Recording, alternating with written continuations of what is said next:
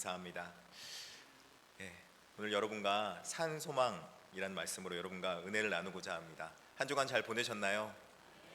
예, 사랑합니다. 축복합니다. 여러분 은혜 많이 받고 성령 충만해서 또 한 주간 살아갈 힘이 여러분 가운데 넘쳐나기를 그렇게 또 기도합니다. 아이들과 함께 그 화성 행궁쯤에 가보면은 재미있게 행사 축제를 하는 곳에 가본 적이 있습니다. 그곳에 가면은 여러 축제 잔치를 벌이는데 그 중에서 재밌던 것 중에 하나가 이 크다란 수조에 물고기를 담아놓고 그 물고기를 이렇게 뜰채로 잡는 그런 게 있었습니다. 돈 한 3, 4천 원 내고 하는 게임이었는데요.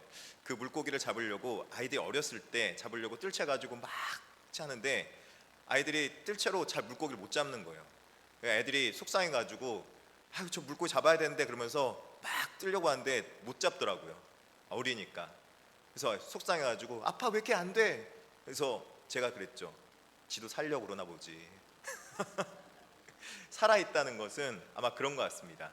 살아있기 때문에 어떤 환경에 적응하고 어떤 상황에 대처하고 또 어떤 곳에든지 또 그 모든 환경에 따라서 자신의 생명을 보존하고 유지하려고 하는 것, 그런 모습이 아닐까 싶습니다. 오늘 베드로전서는 이 각 여러 지역에 아시아 지역에 흩어져 있는 그 고난받는 성도들에게 전한 찬송의 말씀을 전하고 있는 것입니다. 1장 3절에 보니까 이렇게 말하고 있습니다. 우리 주 예수 그리스도의 아버지 하나님을 찬송하리로다. 그의 많으신 긍휼대로 예수 그리스도를 죽은 자 가운데서 부활하게 하심으로 말미암아 우리를 거듭나게 하사 산 소망이 있게 하시며, 이렇게 말하고 있습니다. 베드로는 이 베드로전서 쓰면서 찬송할 것이다, 찬송하게 할 것을 말씀하고 있습니다.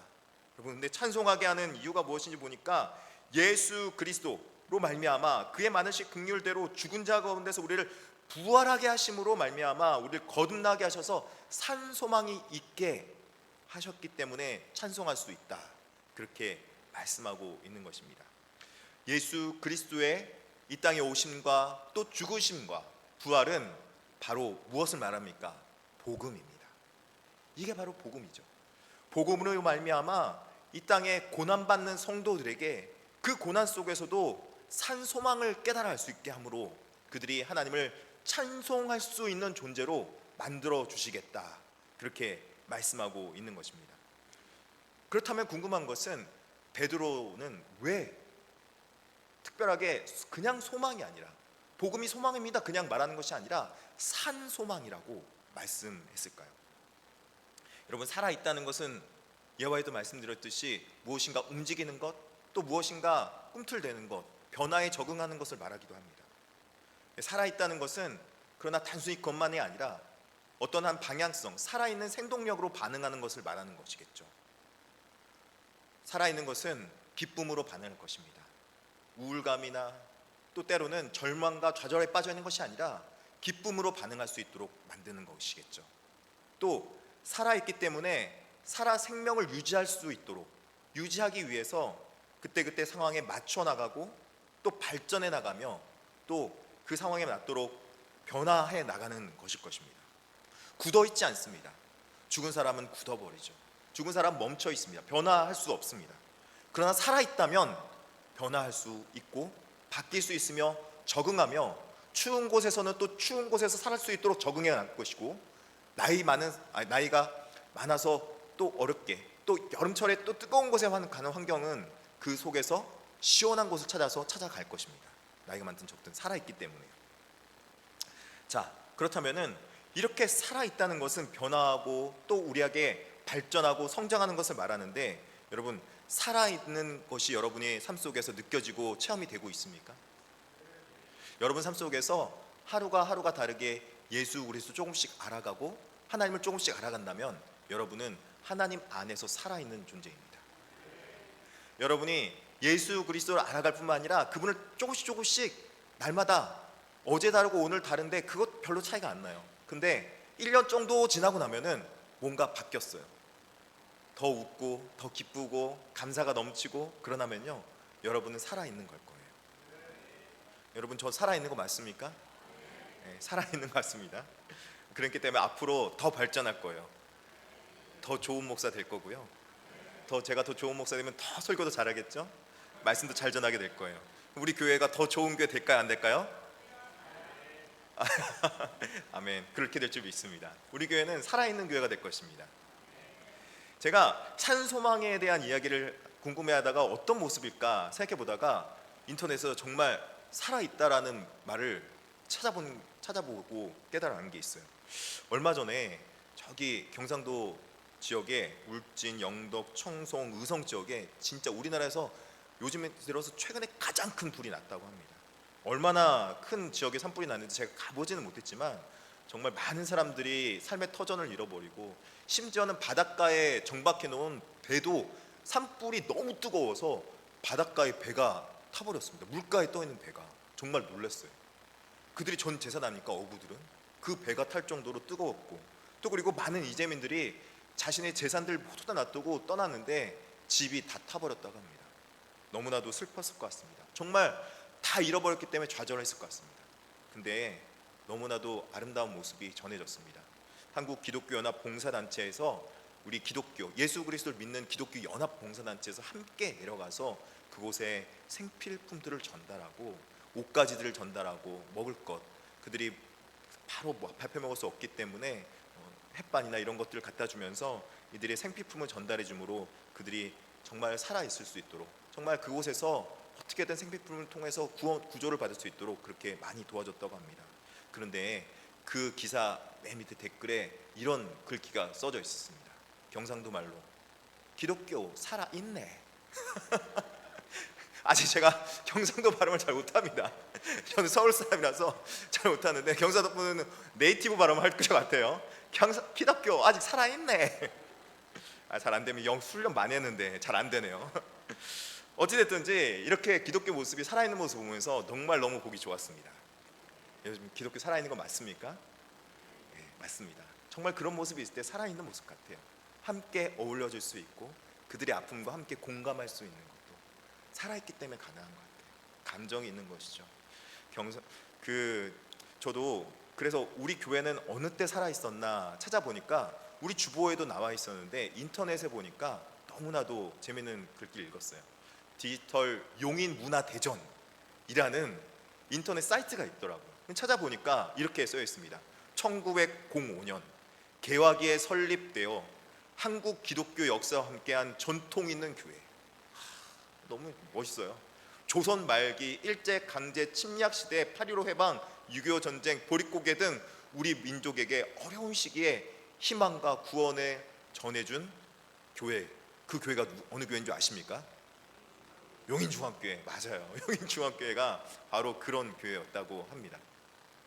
제가 부임해서 보니까 참 이 글귀를 읽고 나서 인터넷에 이런 글귀가 써 있습니다. 정말 너무나도 뿌듯하고 자랑스럽습니다. 우리 교회가 이렇게 뿌듯하고 정말 좋은 교회로서 살아있는 교회였구나. 다시 우리 교회가 이런 살아있는 일들을 해나갈 수 있도록 소생함이 있어야겠다. 다시 우리가 살아나야겠다. 그렇게 다짐하게 되었습니다. 여러분, 교회는 살아있어야 됩니다. 환경에 변화할 수 있어야 되고 정말로 이 지역사회의 그 필요를 공급해 줄 수 있는 교회, 생명력을 공급해 줄 수 있는 교회, 그게 바로 살아있는 교회일 것입니다. 그 교회의 역할을 잘 감당했으면 좋겠는데 제가 또 성경에서 어떤 모습이 살아있는 모습일까 또 찾아봤습니다. 베드로전서에서 이 편지를 받고 있는 사람들, 오늘 특별히 이 본문에서 이 편지를 받고 있는 사람들에게 살아있는 모습은 바로 예수 그리스도의 복음, 그 복음이 이들에게 살아있게 하는 원동력이었을 것 같습니다. 왜 그렇습니까? 이들이 흩어져 있는 지역은 매우 척박한 지역이었습니다. 터키 지역의 그 갑바도기아, 갈라디아, 비두아니아, 본도, 아시아 이 지역이라고 말하는 이 지역은 터키 지역입니다. 여러분 혹시 터키 지역에 한번 가보셨습니까? 터키 이 아시아 지역에 혹시 가보신 적 있으세요? 거의 그 유럽과 이 아시아 지역을 잇는 이 지역은 유럽과 아시아 지역의 관문이라고 할 수 있는데 매우 척박하고 또 이 지역은 예루살렘과 가까워서 유대교인들이 많이 있던 지역입니다. 그런데 이 서신서는 유대교 기독교인들에게 쓴 서신서이기 때문에 기독교 유대인들이 예루살렘에서 핍박을 당해서 어려워해서 지금 이 지역으로 흩어져 모여서 살고 있는 것입니다. 땅굴을 파고 그 안에서 쿰란 공동체를 만들어서 어렵고 힘들게 살아가고 있는 것이죠. 그런데 그들에게 산소망을 주었다니까 여러분 얼마나 좋았겠습니까? 내가 여기서 죽으면 내가 무슨 의미가 있을까? 내가 여기서 살아가는 게 무슨 의미가 있을까? 근데 그들에게 삶의 의미를 준 것입니다. 어떻게 해요? 그들의 삶의 의미는 예수 그리스도의 복음을 간직하며 예수 그리스도의 복음을 전할 수 있는 그런 산 복음을 이들에게 전달해 준 것이죠. 그 환경에 맞게, 그 처한 상황에 맞게 복음이 전달된 것입니다. 이들은 이제 그 산 소망이 그들에게 힘이 되어서 그들에게 이 복음을 통해서 많은 은혜를 가질 수 있게 한 것입니다. 그렇다면 이 복음에 전해준 산 소망이 그들에게 어떤 유익을 주었을까요? 도대체 이들에게 준 유익은 구체적으로 무엇일까요? 보니까 첫 번째로 산 소망은 유업을 잊게 해주신다, 그렇게 말하고 있습니다. 유업을 잊게 해주신다. 베드로전서 1장 4절과 5절을 같이 한번 읽어볼까요? 한번 같이 읽어보겠습니다. 썩지 않고 더럽지 않고 쇠하지 아니하는 유업을 잊게 하시나니 곧 너희를 위하여 하늘에 간직하신 것이라. 여기까지만 읽어보겠습니다. 썩지 않고 더럽지 않고 쇠하지 않는 유업을 잊게 해주시겠다, 그렇게 말하고 있습니다. 이들이 지금 기독교를 가지고 유대인임에도 불구하고 기독교 유대인들이 나와서 지금 신앙생활을 하고 있는 거 아니겠습니까? 그 어려운 가운데서 그들이 그렇게 신앙생활을 해야 되는 이유는 무엇입니까? 자신이 가지고 있는 복음을 잘 전하고 그 유업을 잊게 하기 위해서 나온 겁니다. 자신의 모든 것을 다 내려놓고 이 기독교의 유업이 너무나도 소중해서 그 일을 하기 위해서 지금 그 쿰란 공동체와 함께 하고 있는 겁니다. 그렇다면 이들이 전해주고 있는 유업이라는 게 도대체 무엇일까요? 무엇을 유업으로 전달해 준 것일까요? 유업은요, 바로 다른 것이 아니라 복음을 통해서 얻는 것입니다. 그것은 바로 하나님 나라 천국인 것이죠. 하나님 나라 천국이 여러분 어떤 곳인 것 같습니까? 여러분 천국이 어떤 곳일 것 같아요? 많은 사람들이 천국 그러면은 이렇게 말씀할 거예요. 이게 틀린 말은 아니에요. 마치 길은 황금길이 깔려 있고 또 그리고 곳곳에는 많은 포도나무 열매나 먹을 것이 주렁주렁 열매가 열려 있으며 또 그리고 그 경계석은 아마 보석이 박혀 있는 곳일 거야. 그래서 14K, 뭐 24K, 뭐 몇 캐럿 잘 모르겠어요. 저는 그것까지는 그런 보석이 박혀 있는 그런 곳일 거라 생각하는데 그것도 맞을지도 모르겠으나 더 정확히 성경이 말하는 천국의 의미는 국가라는 의미를 갖고 있다는 거죠. 국가, 천국, 국가 아닙니까? 하나님 나라. 국가에서는 우리 초대교회에 보면 세 가지 요건을 갖춰야 됩니다. 무엇입니까? 첫째는 영토, 둘째는 백성, 그 다음에 세 번째는 무엇입니까? 주권입니다. 이 세 가지를 갖추고 있어야 되는 것이죠. 그렇다면 영토는 하나님 나라 백성들이 거하는 곳일 것입니다. 그리고 백성은 믿는 사람들 성도가 모인 곳이 바로 그곳이 하나님 나라가 될 것입니다. 마지막으로 주권은 어디 있습니까? 하나님께서 전적으로 주권을 가지고 계시는 것이죠. 그 주권이 어떻게 선포됩니까? 말씀을 통해서 말씀을 가지고 있는 사람들이 그곳에서 하나님 말씀대로 살아갈 때 그 주권이 그 가운데 이루어짐을 보게 되고 하나님 말씀에 순종하는 백성들이 살아가는 그곳이 바로 하나님 나라가 될 것임을 말씀해 주고 있는 것입니다. 지금 흩어져서 나라도 없고 국가도 없는 이들에게 국가를 허락해 주시겠다라는 것은 얼마나 큰 은혜인지 모릅니다. 국가를 잃어버린 백성에게 국가를 허락해 주겠다고요? 그것은요 가장 큰 은혜예요. 잃어버린 국가, 그들이 국가를 얻었다면은 그 국가가 그들을 보호해 줄 것입니다. 국가도 없는 이들에게 국가는 너무나도 소중한 거예요. 국가는 백성들을 안전하게 보호해 줄 보호막이기 때문이죠. 안전처예요. 그래서 국가는 소중한 거예요. 그 국가가 어떤 국가입니까? 이 세상에 없어질 국가, 이 세상에 있다가 사라질 국가가 아니라 하나님께서 말세에 나타내기로 예배하신 구원을 얻게 하신 믿음으로 말미암아 하나님의 능력으로 보호하심을 얻게 하시는 국가가 있다는 것입니다. 세상에 어떤 국가도 흥망성쇠가 있습니다. 그런데 이 하나님 나라는 절대로 무너지지 않습니다. 그리고 이 땅에 시작해서 영원까지 보장된 것이 바로 하나님의 나라 그 국가라는 것입니다. 사랑하는 성도 여러분, 여러분은 이 국가에 살고 싶습니까? 여러분 삶이 척박하더라도 이 국가에서 영원토록 그 하나님의 보호하심을 받고 싶습니까? 그렇다면은 하나님 말씀 안에 거해야 되는 것입니다. 하나님 말씀에 순종하여서 그 주권 안에 거해야 되는 것입니다.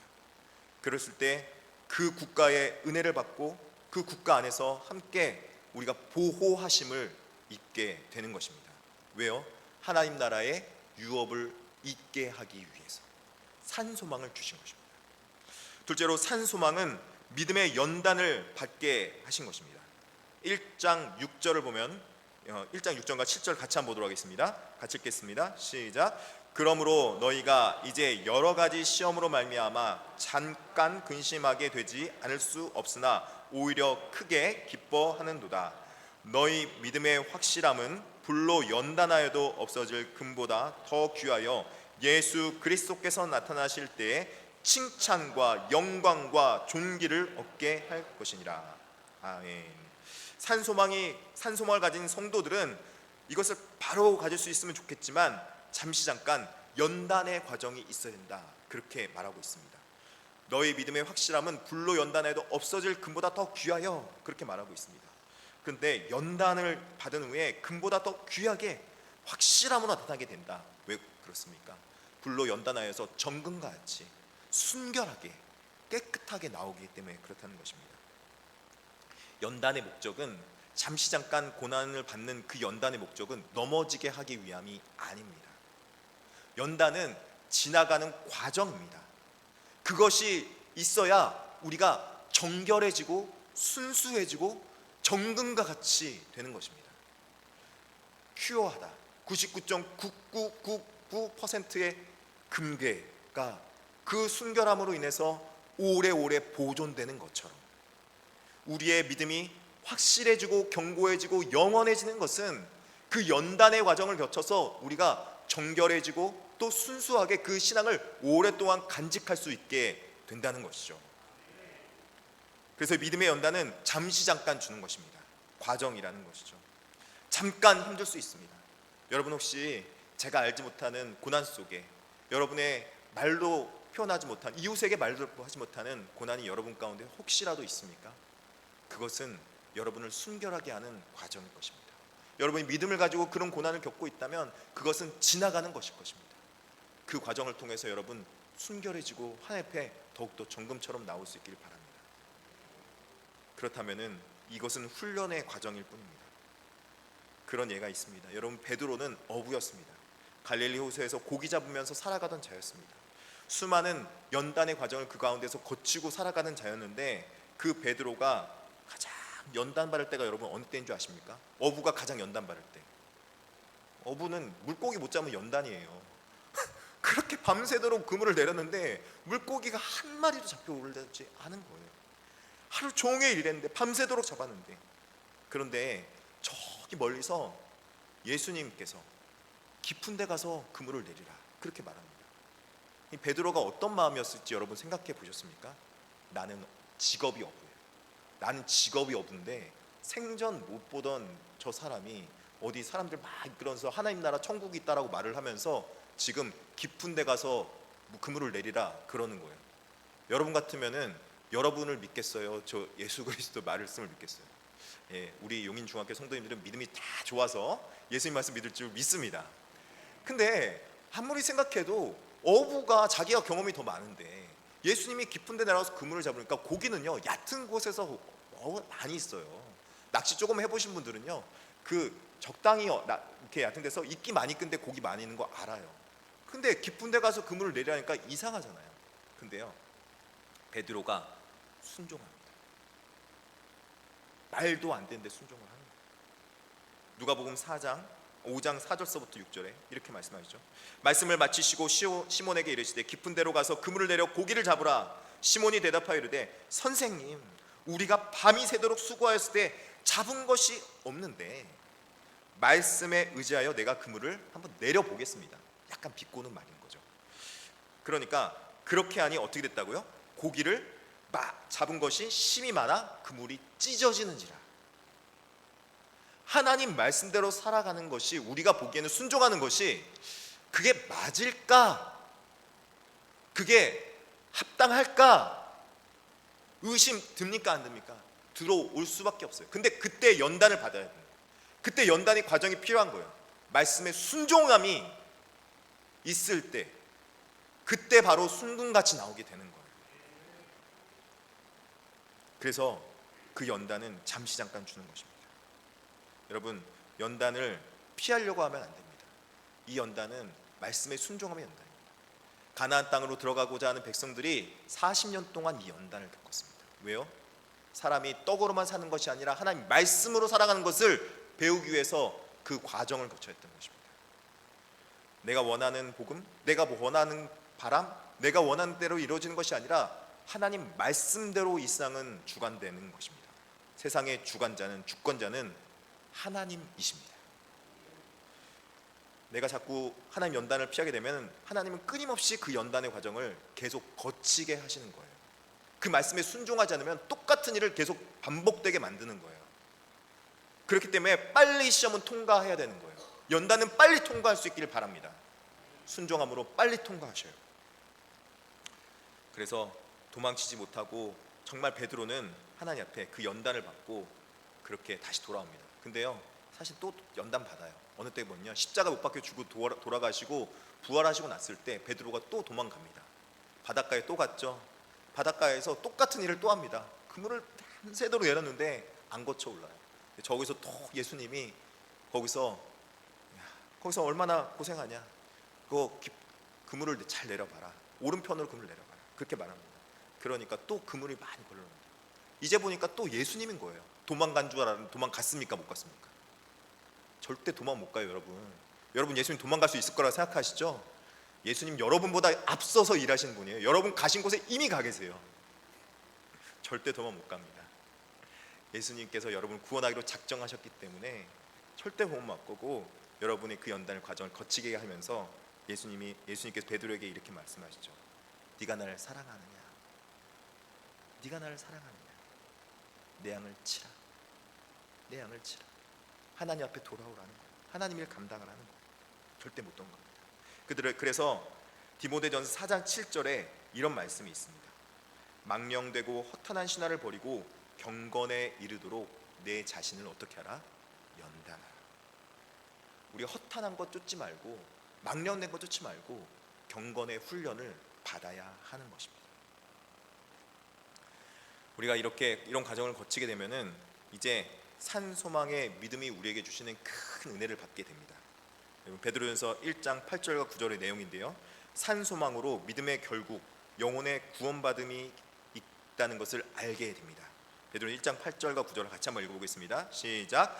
예수를 너희가 보지 못하였으나 사랑하는도다. 이제도 보지 못하나 믿고 말할 수 없는 영광스러운 즐거움으로 기뻐하니 믿음의 결국 곧 영혼의 구원받음이라. 여러분, 사랑하는 성도 여러분, 산 소망이 주는 결국은 무엇입니까? 산 소망이 우리에게 주는 은혜는 도대체 무엇입니까? 결국 영혼의 구원받음이다. 그렇게 말씀하고 있습니다. 이 영혼의 구원받음은 미래적 시제이기도 합니다. 앞으로 있을 고난에 대해서, 환난에서 구원을 보장해 주시겠다 말씀해 주고 있는 것입니다.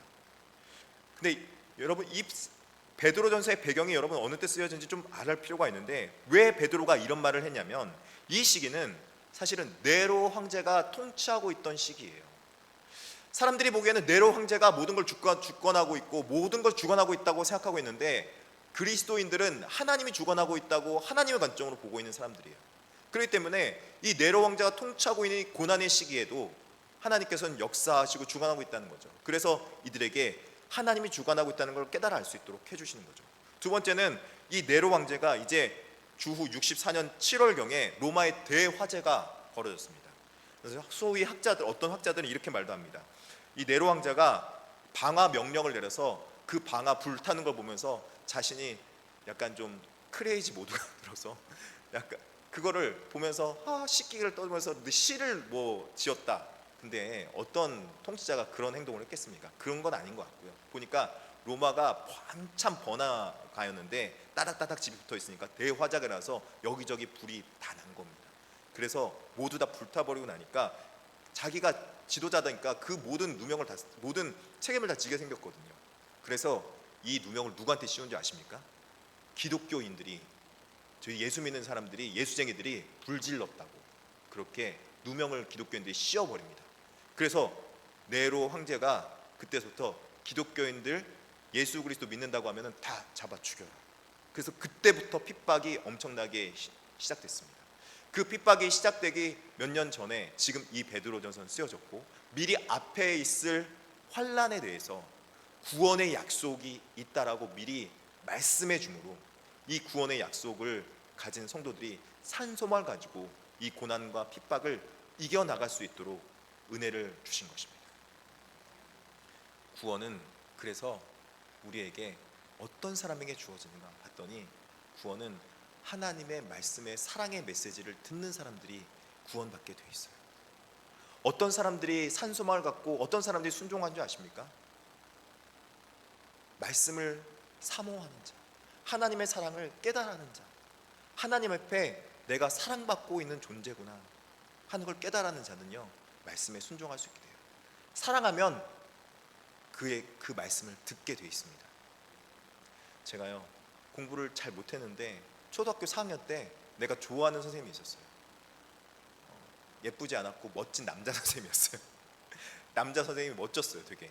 그래서 그 선생님이 저한테 가르쳐주는데 남자 선생님이 되게 잘 가르쳐줬어요. 그 선생님이 너무 좋은 거예요. 나도 저런 선생님이 되고 싶어. 그렇게 꿈을 가졌어요. 그 선생님이 좋아지고서부터 공부를 열심히 하게 되더라고요. 여러분 믿지 못하시겠지만 반장도 했습니다. 어찌됐든 여러분, 사랑하는 사람이 사랑하는 메시지를 전달해 줄 때, 저 사람이 나를 사랑해 주는 거겠지 하고 사랑의 메시지를 들을 때 그 말이 들려지게 되어 있다는 것입니다. 오늘 베드로전서 1장 8절에 이렇게 말하고 있죠. 예수를 너희가 보지 못하였으나 어떻게 하노다? 사랑하는도다. 이제도 보지 못하나 믿고 말할 수 없는 영광스러운 즐거움으로 기뻐한다. 여러분, 하나님께서 우리를 왜 구원해 주겠습니까? 예수 그리스도의 사랑으로 사랑하세요. 그 사랑을 해서 여러분 구원해 주기로 작정한 것입니다. 구원은 그래서 하나님의 사랑입니다. 예수 그리스도의 복음은 하나님의 사랑입니다. 그 하나님의 사랑받는 자녀들이 그 사랑의 메시지를 듣고 내가 이렇게 사랑받고 있구나 하는 걸 깨달아 알고 하나님의 사랑에 반응해서 말씀에 순종하고 말씀대로 살아가게 된다는 것입니다. 사랑하는 성도 여러분, 그래서 하나님의 말씀을 들을 때 이 구원의 소망이 여러분에게 사랑의 메시지로, 산 소망이 여러분에게 사랑의 메시지로 들리길 진심으로 축복합니다. 하나님의 말씀을 듣고 살아가는 것, 말씀대로 살아가는 것, 이 예배에 참석해서 주일 예배 하나님 앞에 거룩하게 영광 돌리며 하나님 찬송하며 그 나아가는 것은 하나님이 여러분을 사랑해서 만세전에 여러분을 택하시고 부르셔서 하나님 존전 앞에 나온 것이고, 혹시 이 가운데 나오고 싶으나 여러 가지 상황과 여건이 안 돼서 온라인으로 드리고 싶은 성도들이 있다면, 드리고 있는 성도들이 있다면 그 하나님의 사랑을 그분들도 깨달을 수 있어서 하나님 앞에 빨리 나올 수 있는 기회가 있기를 또 축복하며, 그들의 환경이 열려지며 또 그들의 여러 가지 여건들이 열릴 수 있기를 또 그렇게 기도해 봅니다. 사랑하는 성도 여러분, 하나님의 사랑의 메시지로 산 소망이 있는 저와 여러분 되길 진심으로 축복합니다. 기도하시겠습니다. 자비하시고 은혜로우신 하나님 아버지, 감사합니다. 하나님, 우리에게 산 소망이 있기를 원합니다. 산 소망이 넘치길 원합니다. 하나님, 은혜 가운데 살아가게 하시고 산 소망이 있게 하셔서 하나님 사랑의 메시지로 살아가게 하여 주시옵소서. 예수님의 이름으로 기도드립니다. 아멘.